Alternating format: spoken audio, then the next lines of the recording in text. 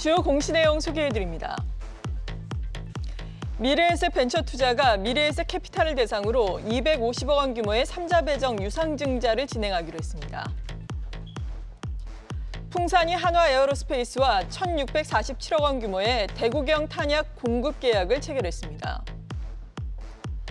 메리츠화재 해상보험이 보유 중인 자사주 657만 주를 전량 소각하기로 했습니다. HB솔루션이 삼성디스플레이 베트남 법인과 522억 원 규모의 장비 공급 계약을 체결했습니다.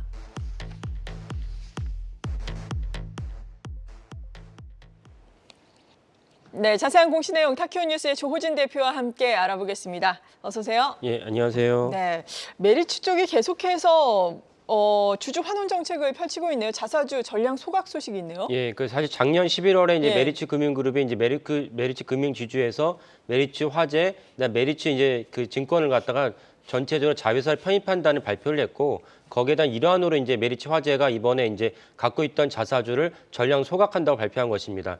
그 전량 소각하는 금액을 갖다가 메리츠 화재에 이제 발표로 한다면 이제 취득한 원가 기준에서 약 1,790억쯤 되는데, 하지만 그 사이에 이제 주가가 많이 올라서 어제 종가 기준으로 하면은 3,400억쯤 됩니다. 그러니까 그 차이가 있다는 사실은 좀 인지하시면 좋겠고요. 그 메리츠 금융지주는 사실 아까 말씀드린 대로 전체적으로 메리츠 금융그룹 전체적으로 이제 화재란 증권사를 자회사 편입하는 과정이 있기 때문에 이래서 사실 생기는 효과가 몇 가지 있는데, 하나는 무엇이냐면 메리츠 금융은 이제 그 원래 한진그룹의 사남인 조정호 회장이 이제 한진그룹에서 분가를 내서 일권의 이제 회사입니다. 그래서 조정호 회장의 전체 지분율은 낮아지긴 합니다. 70 몇 %에서 49% 낮아지긴 하는데, 그에 따라서 이제 그 조정호 회장의 지분이 낮아지만 대신 이제 시장에서는 그 회사의 어떤 투명성이나 그다음에 제일 중요한 주주 환원 정책, 이런 식으로 오늘 공시에서 말씀드린 대로 네. 그 거대한 금액을 갖다 소각을 하기 때문에 그 발표가 하자마자 이제 당일날 이제 메리츠 금융의 3사가 전체적으로 높은 그 상한가를 기록하게 됐습니다. 그래서 이걸 전체적으로 이게 잘 진행이 된다면은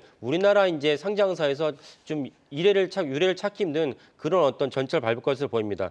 다만 이제 조정호 회장이 이렇게 해서 많은 자사주 소각해서 지분율이 낮아지고, 또 하나 중요한 점은 그렇게 해서 지분율이 낮아지니까 그러면 이제 승계는 어떻게 되느냐, 이런 문제가 당연히 생기거든요. 근데 조정호 회장이 당시에 또 이 발표를 하면서 자식에게 승계하지 않겠다. 조정호 회장이 일남일녀가 있습니다. 이제 자식에게 승계하지 않겠다고 발표도 했습니다. 그러니까 이것이 또 동시에 이루어지다면 아까 말씀드린 대로 우리나라 상장사와 기업의 역사에서 중요한 어떤 분기점을 맞이하지 않을까 싶습니다. 그래서 메리츠 금융지주가 사실 이것을 꾸준하게 이대로 잘 일어나간지도 시장에서 보시는 게 중요한 포인트라고 봅니다. 네, 메리츠 화재 해상보험에 대해서 자세하게 알아봤고요. 두 번째 기업은요? 예, HB솔루션에 대해서 말씀드리겠습니다. 네. HB솔루션은 이제 HB테크놀로지를 들어오실 텐데, HB솔루션의 최대주가 HB테크놀로지입니다. 그러니까 두 회사가 이제 관련돼 있다, 이렇게 보시면 되겠고요. HB솔루션은 이제 LCD나 OLED에서 그 서브 마이크론, 그러니까 아주 미세한 공정에서 그런 어떤 방망 갖다 측정하는 장비를 갖다가 주로 이제 납품을 하고 있습니다. 거기 또 다른 하나는